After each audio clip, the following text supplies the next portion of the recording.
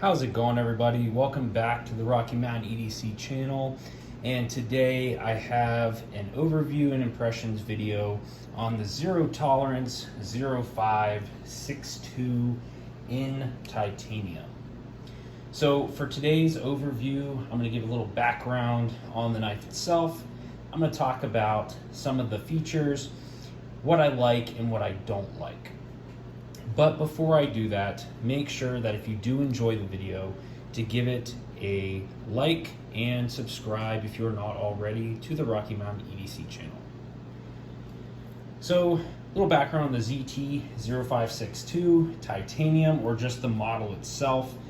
This is kind of, for its time, for when it came out, was a kind of revolutionary knife.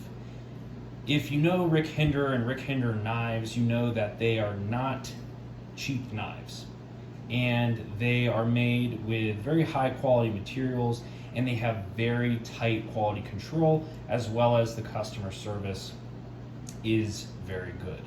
So Zero Tolerance and Rick Hinder kind of worked together and collaborated to come up with a production version of everything that makes Hinder knives, obviously with the ZT flair to it as well. So really big for its time, because it's taking all of those really high-end components of what makes a Hinder and brings it to the mass production knife world. And there are plenty of videos out there talking about the 0562 titanium, the older models that have the G10 show scale, and even the carbon fiber version. And there are some limited runs out there as well.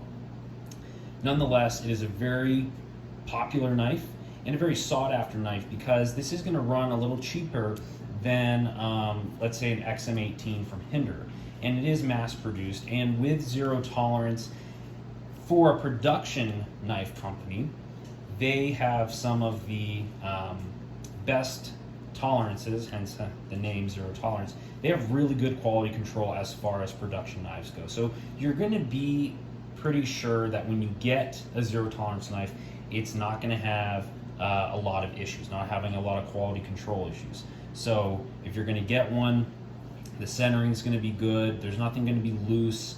The pocket clip's going to be good. It's not going to be bent when you get it out of the box. It's going to be really good for production knives, and still have a lot of that high quality components in it. So obviously going to be a little cheaper, still expensive, but going to be a little cheaper if you want a Hinder design, or you like that Hinder design, just for a little less. So let's get into what the knife has to offer. Again, this is the full titanium version, so the lock side and the show side are big hunking slabs of titanium. But when we talk about weight, even though titanium is lighter than steel, it's still going to be a heavy material. But Zero Tolerance makes sure to take good care of you in that realm with the full tie, and actually has some milling on the show scale titanium. So this actually makes the knife not feel too heavy. It's actually got a really good balance on it. For me, whenever a knife places a front finger choil, or some type of area where your index finger is going to rest, that's where I want the balance of the blade to roughly be. So if the blade can balance right about there, that's a good spot for me. I don't like too blade heavy, and I don't like too handle heavy. So for a general EDC knife, that's what I like. So I really like that. I like the milling, definitely put some thought into that. And it actually makes it not feel as heavy as it looks, absolutely, for sure. So when we look at that titanium, again, the show scale, it's just a stone washed titanium, looks really nice. And then obviously on the locking side, we do get this really nice kind of milling here on the titanium lock bar, and it's also stone washed. And again, this is a liner frame lock. So the frame of the knife handle itself is the lock. So pretty comparable to a liner lock, except with a liner lock you would have the scale and then a liner inside. So virtually the same thing, just a little bit different. So that's really nice. And let's talk a little bit about the hardware that goes with that titanium. Personally, I like the black hardware on here. I think it looks really nice and gives it a little contrast to the titanium. Now I know some people like, they like a little variety in terms of maybe what their thumb studs look like in their pocket clip and the hardware and the screws. Some people want everything to look exactly the same color, kind of a symmetry look and clean. But personally, I like the contrast. I think it makes it look a little bit more unique, gives it a little pop, and not just complete metallic looking. Even though I think the titanium looks really good, it gives it that little extra uniqueness. Now the pocket clip on here is a really good pocket clip in terms of retention. So it's got really good retention, but it's not hard to get in and out of your pocket, which is really nice. And that's something that is actually pretty easy to mess up. There are plenty of knives out there that have a poor pocket clip. Don't put it on there if it's not going to function well. And this is going to be a very deep carry pocket clip. So if you like deep carry pocket clips, this is actually going to ride even lower in your pocket. So even compared to Benchmade bug out here, we can see that it actually is going to sit further down in your pocket than even the deep mini carry pocket clip on the bug out. So that's nice there. Talking about deployment. So for the deployment, you have this flipper tab on the back here. So back flipper. And it's pretty easy to use. Now you can do obviously different types of actuation with the flipper. So we can do a light switch. So we go straight down, which works very well, especially with this swoop in the flipper itself, or you can do a push button. And it's really easy to do either one of those because the knife does run on ball bearings instead of fossil bronze washers, which is pretty nice in terms of the actuation and the smoothness, but could also be a negative thing as well, which I'll talk about later. As far as the thumb studs, which are not thumb studs, they are external stops. They are placed in the same spot as a thumb stud. And for a lot of hinder knives and other knives that are in the same type of build family, these were meant to be external stops, but over time kind of became thumb studs. Now, these are not intended to be thumb studs. They hurt. The detent is made for the flipper and not really made for the use of these, but these are going to be what stops the blade when it opens up from continuing to rotate in a circle.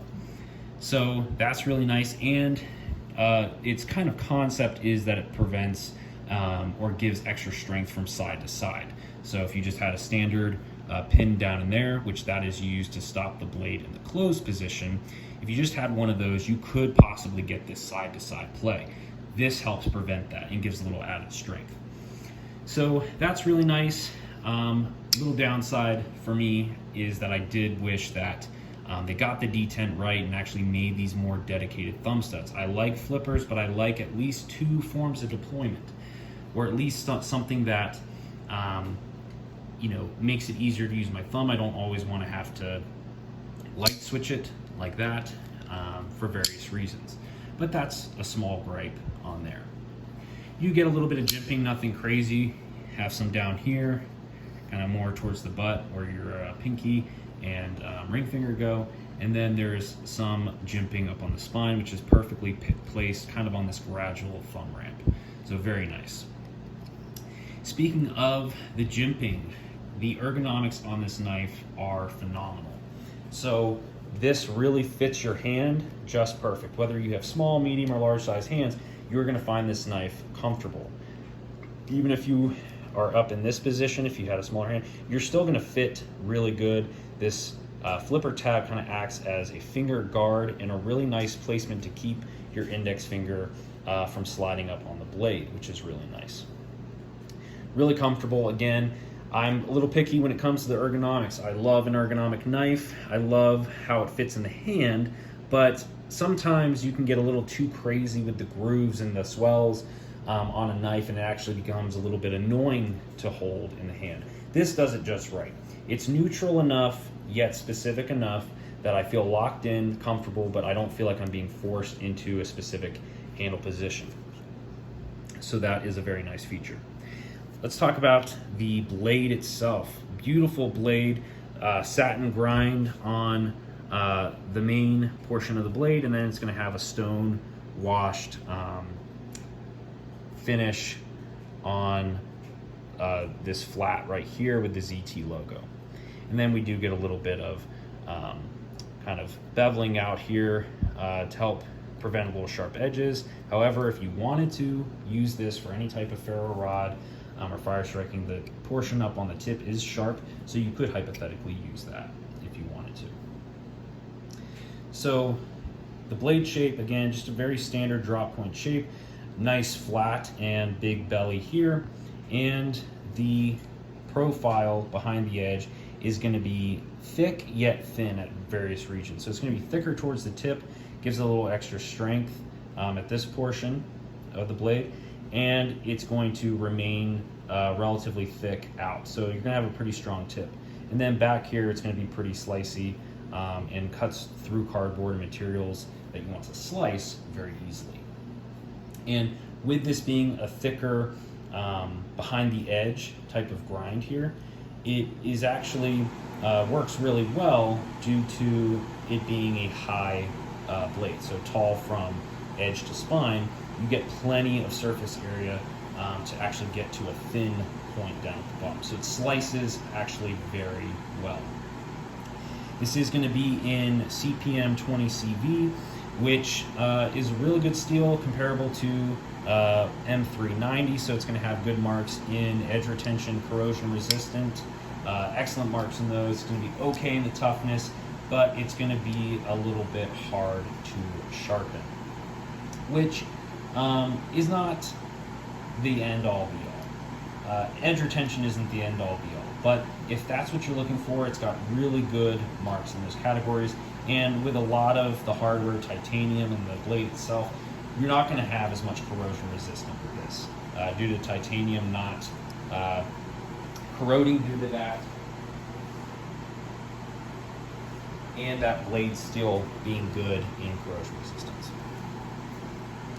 Okay, so let's talk a little bit about the bad on this knife. Overall, I love this knife. I think it's great. I highly recommend it.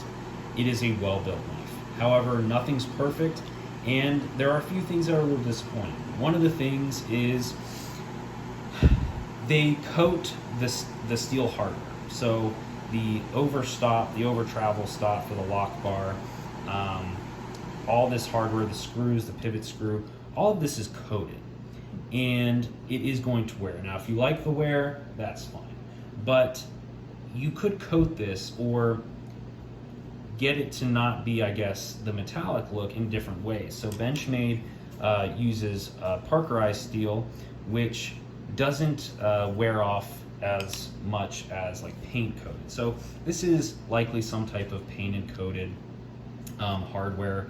So the pocket clip is going to show wear. So just keep that in mind. Another thing I don't like, which I've already mentioned, is going to be those over travel stops, not over travel stops, sorry, the external stop pins not being thumb studs. That kind of upsets me. I kind of wish that they could have made these into thumb studs. I don't think it would have been hard. A little adjustment to the detent would be fine.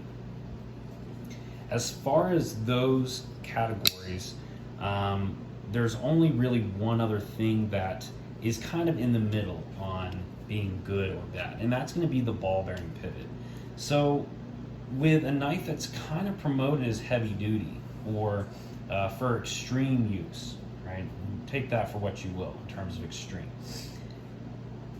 A ball bearing pivot's not going to be really good if you're going to use this in a lot of dirty conditions. You're going to have to try to clean it. You're going to have to take it apart, okay? Because you're going to get grime in the ball in between the ball bearings, and that's kind of a pain.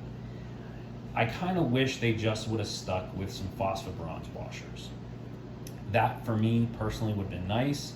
As far as action and an EDC knife, or just something that you're going to use not in dirty conditions, this is great. You're always going to have smooth action. It's never going to be hard to open, and that's a great thing with the ball bearings. But if you wanted this to kind of be more of that harder use, just be careful when you're using it in those dirty conditions. So that's something that I kind of wish they would have just stuck with the phosphor bronze. And for me, I don't really feel like the extra smoothie action is really that much worth it. I have plenty of knives that have extremely smooth action, easy opening, that run on phosphor bronze washers. Spyderco PM2, this runs on phosphor bronze washers, and it has some of the smoothest action in a knife that I own, and it doesn't have ball bearings. Yet it's also going to be a little bit more resistant to that grime building up and preventing that action from being smooth. Benchmade bug out, also phosphor bronze washers, smooth action, no problems. Benchmade 940, phosphor bronze washers, smooth action, no problem. So really, I don't think that the ball bearings were necessary for this knife. Other than that, I don't have any other gripes with the knife. I think it's well built. The handle to blade length ratio is beautiful. It is on the larger side, so if we look at it compared to the PM2, it is going to be very comparable in size to the PM2. So it's going to be a full-size knife, or even on the larger side. Benchmade 940 is going to be a little bigger than the Benchmade 940. And the Benchmade bug out is going to be a little bigger than the Benchmade bug out. Obviously, it's going to have a pretty thick profile. So that titanium is going to be thick, which actually does make it feel comfortable in hand. So keep that in mind. But nonetheless, I've been carrying this knife for a while, and I actually really enjoy it. I think it is a great slicer. It is well built. I can just feel the quality in hand when I'm using it. The steel, as far as the steel type, it's been holding up really well. I've only stropped it a few times, and it's still maintaining a razor sharp edge. No problems there. So that is the Zero Tolerance 0562 in titanium.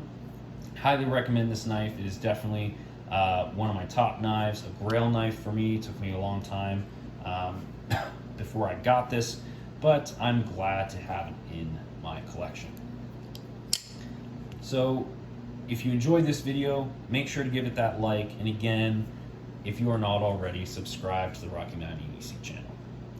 Thanks for watching. Have a great day.